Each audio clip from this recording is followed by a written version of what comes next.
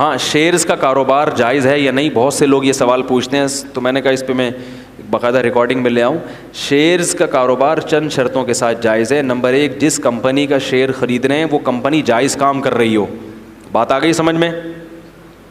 शराब की कंपनी के शेयर्स हराम हैं, ठीक है ना। बैंकों के शेयर्स हराम हैं, तो जायज़ काम हो, जायज़ प्रोडक्ट हो। दूसरी बात ये कि कंपनी वजूद में आ चुकी हो, यानी उसके एसेट्स वजूद में आ चुके हों, लिक्विड फॉर्म में उसके असासे ना हो। कंपनी जब वजूद में आती है तो सिर्फ पैसा ही होता है, लिक्विड फॉर्म में वो यानी घूम रहा होता है, अभी एसेट्स नहीं होते उसके पास। तो अगर लिक्विड फॉर्म में है तो फिर आप शेयर ख़रीद तो सकते हैं मगर प्रॉफिट के साथ बेच नहीं सकते, उसकी फेस वैल्यू पे बेचना पड़ेगा। जितने का शेयर है उसी कीमत पे बेच सकते हैं, उससे ज़्यादा नहीं, क्योंकि उस शेयर के पीछे पैसा है और पैसे पे आप पैसा नहीं कमा सकते। 1 लाख के शेयर हैं तो 1 लाख ही ले सकते हो उस पर आप, एक भी, क्योंकि उसके पीछे एसेट्स नहीं है ना, पैसा है ना उसके पीछे। तो पैसे तो वो तो एक रसीद हो गई शेयर्स के, इतने पैसे आपके कंपनी में आपके हो गए, तो उस पर आप पैसा नहीं कमा सकते, उतने ही पे ही दे सकते हैं, उससे ज़्यादा, उससे कम पे भी नहीं, उससे ज़्यादा पे भी नहीं। इसको इस्तिलाह में कहते हैं फेस वैल्यू पे बेच सकते हैं। तीसरी शर्त ये है कि क्योंकि जो कंपनियां जिनके आप शेयर ख़रीदते हैं वो बैंकों से सूदी कर्ज़े भी लेती हैं, जो कि लेना जायज़ नहीं है।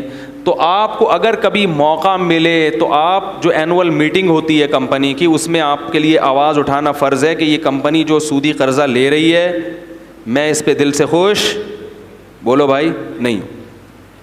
या बैंक को कंपनियां पैसे देके सूद भी लेती हैं जो उनकी इनकम का, बोलो भाई, हिस्सा होता है। ज़्यादातर तो ये होता है कि कंपनी जहां कारोबार में पैसा घुमाती है ना, वहां कंपनी बैंकों में रख के सूद भी लेती हैं, तो वो भी आपके प्रॉफिट में शामिल हो जाता है। तो कभी किसी मीटिंग में आवाज़ उठाने का मौका मिले तो ये उठाया जाए कि हम बैंक में पैसा रख के सूद लेने को जायज़ नहीं समझते, क्योंकि आप भी शेयर ख़रीदते उस कंपनी के शरीक हो जाते हैं। बात आ रही है समझ में? तो अगर आपको ये मौका मिलता है तो, या अगर नहीं मिलता तो फिर माफ़ है। और दूसरी बात ये, क्योंकि कंपनी के प्रॉफिट में वो कुछ ना कुछ % सूद भी शामिल होता है जो सब में तहलील हो जाता है, लिहाजा शेयर्स के बिजनेस से जो अर्निंग होगी उसमें आप ये देखेंगे कि क्या वाकई आपकी कंपनी की इस अर्निंग में सूद शामिल है या नहीं।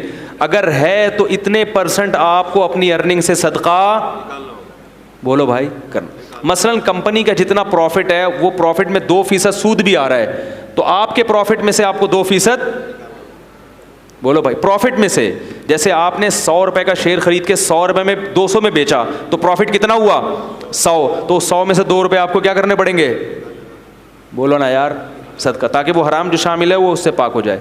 और आखिरी शर्त ये है कि शेयर्स जब तक कब्जे में ना आ जाए आप उसको फरोख्त, बोलो ना यार, नहीं कर सकते। अब कंपनी में जो आपको जो शेयर दिया है, जाहिर है उसके पीछे कोई एसेट्स है ना, तो वो तो कब्जे में ले नहीं सकते ना आप, वरना तो सब पहुंच जाएंगे, ये साबुन के डब्बे 6 मुझे दे दो और ये अगरबत्तियां क्या कर दो, ये तो मुमकिन नहीं है।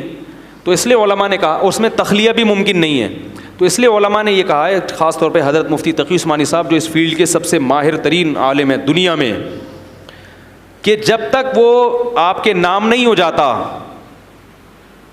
शेयर, यानी कंपनी आपके नाम रजिस्टर्ड नहीं कर देती, उस वक्त तक आगे उसको बेचना जायज़, बोलो भाई, नहीं है, चाहे वो आपके रिस्क में दाखिल हो गया हो। लोग कहते हैं भाई मेरे ज़मान में आ गया है, अब अगर कीमत गिरेगी तो मेरा नुकसान है, तो कीमत बढ़ने से मेरा फ़ायदा भी है। तो इतना काफ़ी नहीं है, क्योंकि वो कब्ज़े के बग़ैर ज़मान को शरीयत मोतबर नहीं मानती। तो कब्ज़े में आना वो कैसे होगा कि वो आपके नाम क्या हो जाए, और उसमें कम से कम 24 घंटे मेरी मालूमात के मुताबिक लगते हैं। हो सकता है ये टाइम चेंज हो जाए या हो चुका हो, लेकिन जब तक मैंने जो टूटी फूटी तहकीक की थी उसके मुताबिक कम से कम इस अमल में 24 घंटे, बोलो भाई, लगते हैं। तो जब आपके नाम रजिस्टर्ड हो गया फिर आप उसको नफ़े पे भी बेच सकते हैं और नुकसान पे भी बेच सकते हैं। वरना जो कुछ हो रहा है, जो फॉरवर्ड सेल और फ्यूचर सेल के नाम पे, वो सब सट्टा है।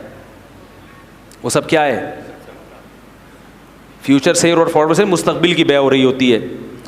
जो ब्रोकर एजेंट है ना, वो ड्रामे कर रहे होते हैं, होता कुछ भी नहीं, कुछ भी नहीं रहा, बस वो फ्यूचर में देखते हैं कि अगर वो कीमत बढ़ गई तो तुम इतने पैसे दो, कीमत गिर गई तो इतने पैसे मुझसे ले लो।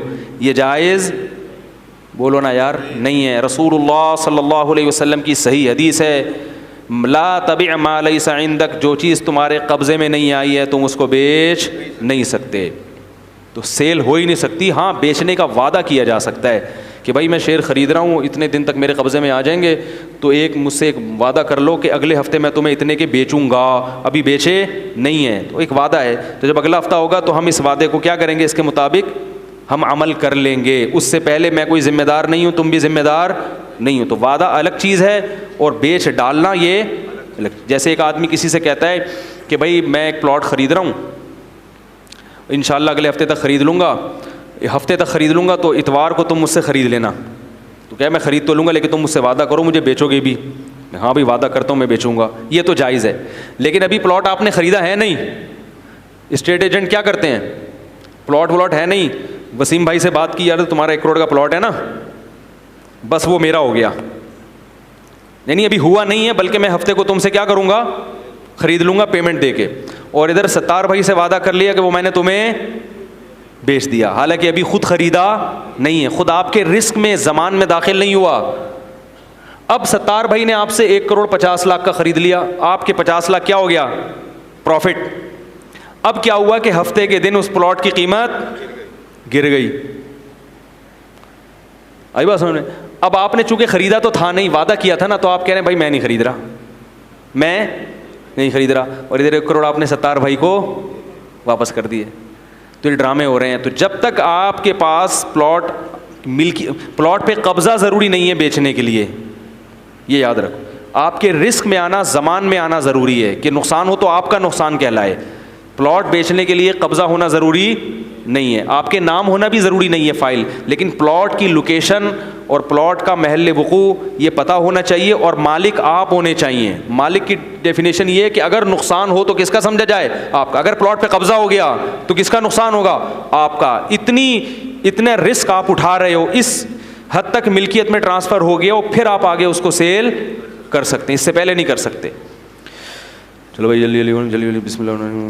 मोबाइल में कुरान पढ़ने से पहले वज़ू करना होगा? नहीं, लैपटॉप में मोबाइल में कुरान से पहले वज़ू ज़रूरी नहीं है। मैं डिजिटल फ़ोटोग्राफ़ी का शौक़ रखता हूँ। डिजिटल फ़ोटोग्राफ़ी में जो जायज़ तस्वीरें हैं, पासपोर्ट के लिए, शनाख्ती कार्ड के लिए, इस तरह की तस्वीरें बनाना तो जायज़ है। लड़कियों की तस्वीरें जो शादी ब्याह की, उसमें बहुत बेहयाई होती है, ऐसी तस्वीरें बनाना जायज़ नहीं है। क्या ख़वातीन के लिए जायज़ है कि अपने सर के बाल अतिया करें? आजकल कैंसर के मरीज़ों को विग बनाकर देने के लिए बाल का रिवाज चल रहा, बिल्कुल हराम है। रसूलुल्लाह सल्लल्लाहु अलैहि वसल्लम ने लानत फरमाई है ऐसी औरत पर जो किसी दूसरे के बाल इस्तेमाल करती है। मसनूई बाल लगा सकती हैं ख़वातीन जिनको कैंसर हो गया और सर के बाल किसी वजह से गायब हो गए हैं, तो विग लगा सकती हैं मसनूई बाल की, इंसानी बाल नहीं लगा सकती।